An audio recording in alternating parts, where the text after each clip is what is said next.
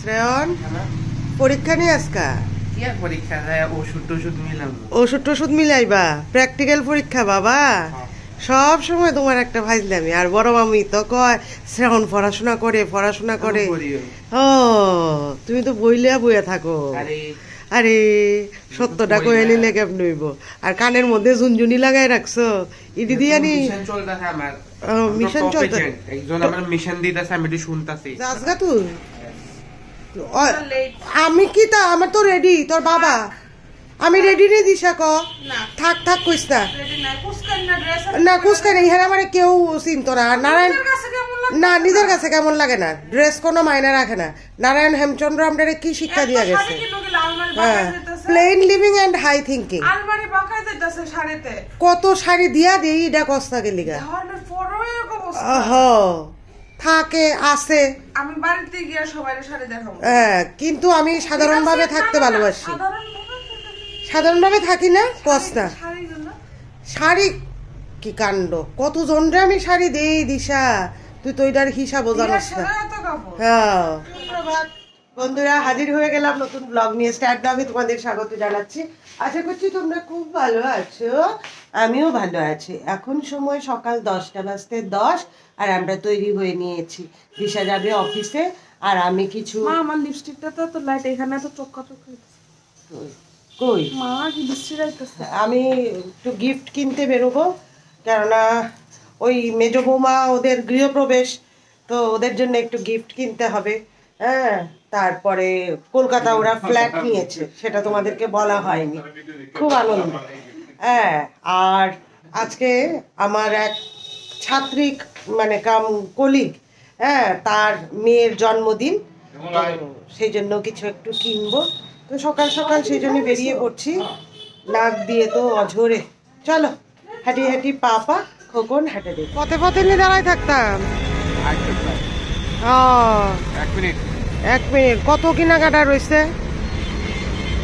মানে আরে গিফটের জিনিসটি কিনতাম না হয়েছে ওই আমার কলেজের ল্যাপটপটার জন্য একটা মাউসও কিনতে হবে মাউসটা কিনবো আর এদিকে দুর্জয়ও চলে এসছে দুর্জয়ের জন্য অপেক্ষা করছি এতক্ষণ অপেক্ষা করাইলাম শাস্তি আছে তোমার ওই মিটিংটা ছিল এখন ও মিটিং আছিল হ্যাঁ মিটিং এর লাগা আচ্ছা ঠিক আছে সময় রাত্র 8টা আর তৈরি হয়ে নিয়েছি শরীরটা একদম ভালো লাগছে না কিন্তু কথা হচ্ছে যে দিশা এখন অফিসের কাজ নিয়ে বসেছে ওর এই কাজটা সেরে তারপর যেতে হবে দীপক বাবুও বোকার মতো বসে আছে শ্রেয়নও বোকার মতো বসে আছে কি করবে দিশার এই অফিসের কাজটা না করলে দিশা যেতে পারছে না বলছে অফিস থেকে এসেও শান্তি নেই তো যাই হোক এখন দূরত্বও আছে যেখানে যাব আর কি আর দিশা তৈরি হলে তারপর যাব ঘরটা একটু গরম আছে এখন যন্ত্রণায় আর ভাল লাগে না চল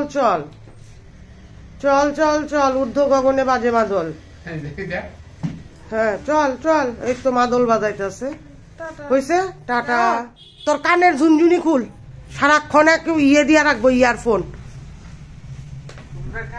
খুল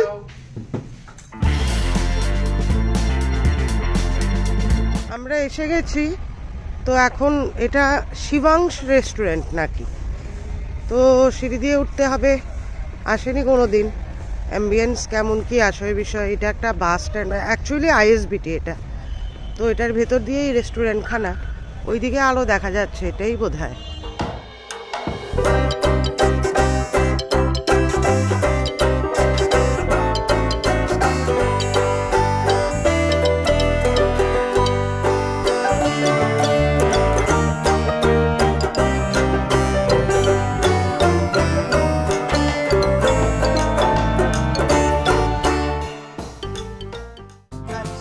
এই রুমটাতেই বার্থডের আয়োজন করা হয়েছে আর ক্ষণে ক্ষণে উলুধ্বনিও ভেসে আসছে যাই ঢুকি এই তো সেই সুন্দর মিষ্টি হাসি অর্পিতা আর তার মেয়ে birthday girl Mamuni love you বেটা আর এখানে থালা সেই ধান দুর্ব দিয়ে সাজানো আছে বড়রা যাতে ওকে আশীর্বাদ করে হ্যাঁ খুব ভালো মনের মানুষ হও তুমি যে তোমার যে মায়ের গর্ভে জন্ম নিয়েছো সেই মা কিন্তু ভীষণ ভালো, বাবাও দারুণ ভালো। তাই তোমাকেও তোমার মা বাবার মনের মতো মানুষ হতে হবে, ভালো মেয়ে হতে হবে। দীপক বাবুও আশীর্বাদ খানা সেরে নিয়েছেন। আর ও যেন কেমন একটু লজ্জা ভয় আর বাস ফ্লাইং কিস দিচ্ছে আমাকে, আদর আদর আদর, হ্যাপি বার্থডে। আর এই হচ্ছে ডক্টর সুদেষ্টা চক্রবর্তী।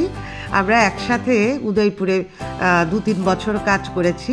আর দুটো সেম প্রফেশনের মানুষের মধ্যে যখন দেখা হয় তখন সেই পড়াশুনোর বিষয় নিয়েই কথা হচ্ছে, সিলেবাস, বাচ্চাদের পরীক্ষা, এগুলো নিয়েই কথা হচ্ছিল আমার আর সুদেষ্টার মধ্যে। আর এদিকে অর্পিতা বাড়ির লোকজনদের মধ্যে ফটো তোলা হচ্ছে, সেটাও বা ছাড়বো কেন। এই হচ্ছেন অর্পিতার হাজব্যান্ড।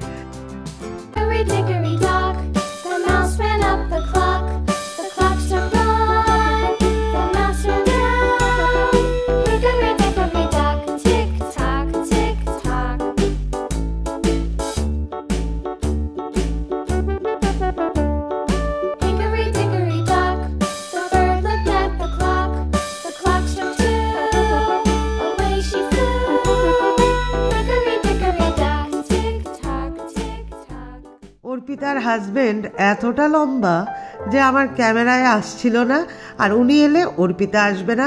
সেই আমাদের বিখ্যাত সিনেমার যে নায়ক নায়িকা আছেন, হ্যাঁ আপনারা ঠিক বুঝতে পেরেছেন, ওদের কথাই বলছি। এরকমই হাইট দুজনের। আর এই ফাঁকে আমরা সেরে নিয়েছি, স্ন্যাক্স ছিল চিকেন পাকোড়া, আর এখন আমরা ডিনারে বসে গেছি। তো সুদেষ্ণা আমরা একই সাথে বসেছি খেতে। একসাথে বসে খাবার একটা মজাই আলাদা। আর এখানে শুধু সুদেষ্ণাই পরিচিত ছিল, বাকিরা তো আর সেরকম পরিচয় হয়নি। তো সুদেষ্ণা কি গ্ল্যাডলি অ্যাকসেপ্ট করে নিল। আমি সুদেষ্ণাকে বলছিলাম যে সুদেষ্ণা চলো একটু ভিডিও করি, বলছে হ্যাঁ দিদি করো, কোনো অসুবিধে নেই। আর এই যে প্রথমেই চলে এলো বার্থডের কেক। কেকটা কিন্তু অস্বাভাবিক ভালো ছিল খেতে, খুব ভালো লেগেছে। নর্মালি কেকে সাংঘাতিক পরিমাণে থাকে, ক্রিম থাকে, কিন্তু এই কেক কিন্তু ভালো ছিল। আর নূতন ছিল শীতল চাটনি, আহা হা হা হা।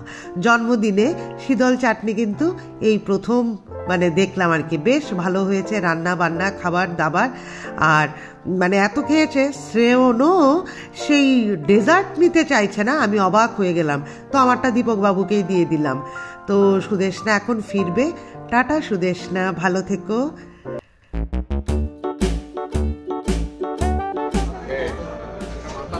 খাওয়া দাওয়া সারলাম, খুব ভালো হয়েছে খাওয়া দাওয়া। এবং মানে অর্পিতার মেয়ে যাতে খুব ভালো মানুষ হয়, গান বাজছে, জানি না এটা কতটুকু দিতে পারবো। অর্পিতা আমার সাংঘাতিক প্রিয়, অর্পিতাকে ভীষণ মিস করি আমি। সমস্ত সুখ দুঃখের সাথী আমরা ছিলাম, আমরা যখন একসাথে কাজ করেছি। ঠিক আছে, ভালো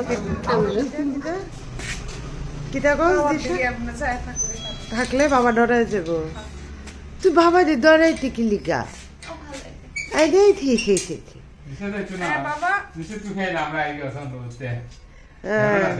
আমরা এসে পড়লাম খাওয়া দাওয়া করে, খুব ভালো লাগলো গো। আরে বাবা, আরে বাবা, বাবা মেয়ের কত আদর, দারুণ দারুণ দারুণ। আর সবচাইতে কি অর্পিতার সাথে আমার একটা আলাদাই সম্পর্ক, সেই জন্যে ভীষণ ভালো লেগেছে। আর অর্পিতার মেয়েটা না ভীষণ পাকা পাকা কথা বলে, এই মেয়েটাকে সেজন্য আমার খুব ভালো লাগে, এত পাকা কথা বলে। যদিও আজকে ও একটু গম্ভীরানন্দ ছিল, হ্যাঁ না পরে কিন্তু কথা বলছিল না, কিন্তু কিন্তু হ্যাঁ হ্যাঁ হ্যাঁ হ্যাঁ হ্যাঁ আগে দিশাও যদি পারফিউম দিত হাত এইভাবে রেখে দিত, ও ভাবতো হাতটা তুলে নিলে এই গন্ধ চলে যাবে। হ্যাঁ লিপস্টিক দিলে ঠোঁট না লাগে কথা, হ্যাঁ এইভাবে ঠোঁট লাগাতাম, হ্যাঁ এইভাবে কথা বলছে। হ্যাঁ তো সুতরাং মানে ছোটবেলার এই জিনিসগুলো বড় বয়সেও যখন শোনা যায় তখন ভালো লাগে। অর্পিতার মেয়েও যখন শুনবে এই কথাগুলো তখন অর্পিতার মেয়েরও ভালো লাগে। তো যাই হোক, ভিডিওটা রাখছি, ঘরে এখনো ঢুকিনি, সময় 10:30। আর চলো, শুভরাত্রি।